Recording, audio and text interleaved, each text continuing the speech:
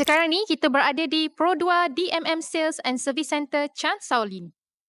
Pro2 Activa ni menggunakan enjin 1.0 liter 3-cylinder turbo dan menghasilkan 98 horsepower dengan 140 Nm of torque dan menggunakan transmisi DCVT. Turbo dia memang function. Tapi turbo 3-cylinder macam ni rasa dia lain sikit lah. Ni kita tekan minyak.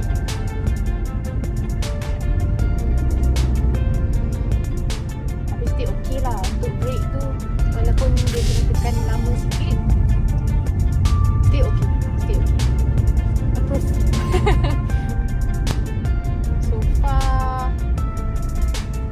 power dia bagus. Untuk turbo bagi I untuk SUV yang compact macam ni dah cukup dah. Dah cukup dah untuk siapa yang cari kereta yang macam SUV, suka SUV tapi yang jenis kecil saja untuk pakai dalam bandar. I rasa ni antara best option jugalah. Dengan harga yang ditawarkan pun memang sesuai. So jom kita test dulu lah.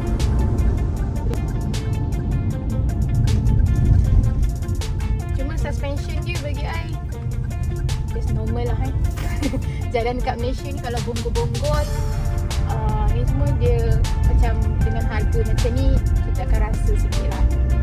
Tapi still okay untuk harian kan, you nak pakai just relax kan, untuk stable driving just okay sahaja.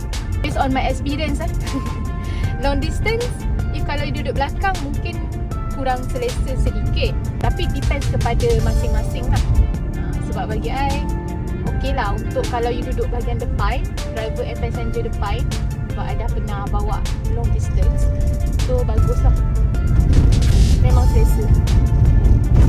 Tengok suspension dia, lane keep assist ni. Tapi kalau you rasa macam annoying kan, you boleh off je. Dan macam bagi I bagus juga kalau ada. Dia bagi warning untuk sebelum you masuk lane, you bagi signal dululah.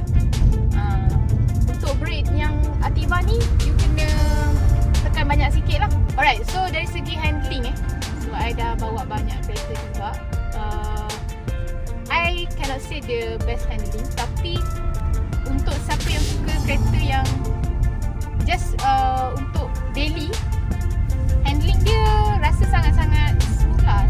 And then dia rasa tak heavy.